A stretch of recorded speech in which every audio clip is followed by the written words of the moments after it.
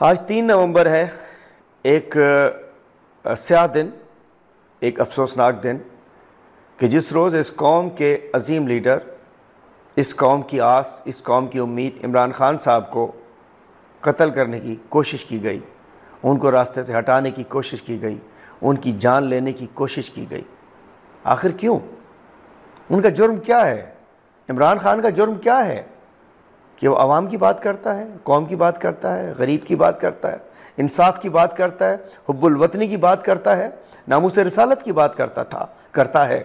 اس لیے ان کو ایک حملے کے ذریعے راستے سے ہٹانے کی کوشش کی گئی، لیکن اللہ تعالیٰ کی ذات بڑی ہے کہ انہوں نے عمران خان صاحب کو ہمارے درمیان رکھا۔ تو جس طریقے سے اللہ تعالیٰ نے انہیں اس حملے میں بچایا، اس طریقے سے انشاءاللہ اللہ تعالیٰ سے ہمیں قوی امید ہے کہ انشاءاللہ ان قریب عمران خان صاحب ہمارے درمیان ہوں گے۔ تو آج کے دن میں کہنا چاہتا ہوں کہ ایک بڑا اس تاریخ کا وہ کنٹینیوٹی ہے اس تاریخ کی جو لیاقت علی خان سے شروع ہوئی تھی، جس میں بڑے حملے ہوئے، بہت کچھ ہوا۔ تو عمران خان صاحب آج بھی ہم سمجھ سکتے ہیں کہ جو بھی حملہ تھا بہت افسوسناک تھا، المناک تھا، شرمناک تھا، اور اس ریاست سے بہت سارے سوالات چھوڑ کر چلا گیا ہے۔ آج بھی وہ سوالات قوم کے ذہن میں ہیں، جواب تو چاہیے، جواب تو دینا پڑے گا کہ عمران خان پر حملہ کس نے کیا، کیوں کیا، کس لیے کیا؟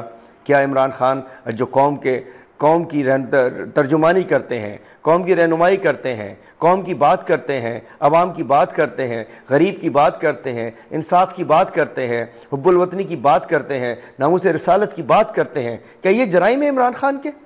اس جرم میں انہیں راستے سے ہٹایا جا رہا تھا۔ جس طریقے سے کوئی انہیں راستے سے نہیں ہٹا سکا، اسی طریقے سے انہیں انشاءاللہ اس ملک کی، اس قوم کی رہنمائی سے بھی کوئی نہیں ہٹا سکے گا۔ انشاءاللہ ان قریب عمران خان صاحب ہمارے درمیان ہوں گے۔ ہم اللہ تعالیٰ کا شکر گزار ہیں کہ انہوں نے آج اس دن کے موقع پہ عمران خان صاحب کی زندگی محفوظ رکھی تھی۔ اللہ تعالیٰ سے دعا کرتے ہیں کہ خان صاحب کو دوبارہ ہمارے درمیان میں لے کر آئیں اور آزاد کرا کر ہمارے درمیان ہوں۔ آج کا دن یاد رکھیں گے، قوم بھولے گی نہیں۔ جب تک یہ کردار سامنے نہیں آئیں گے، قوم سوال کرتی رہے گی۔ ہم بھی سوال کر رہے ہیں، حملہ کیوں کیا عمران خان پہ؟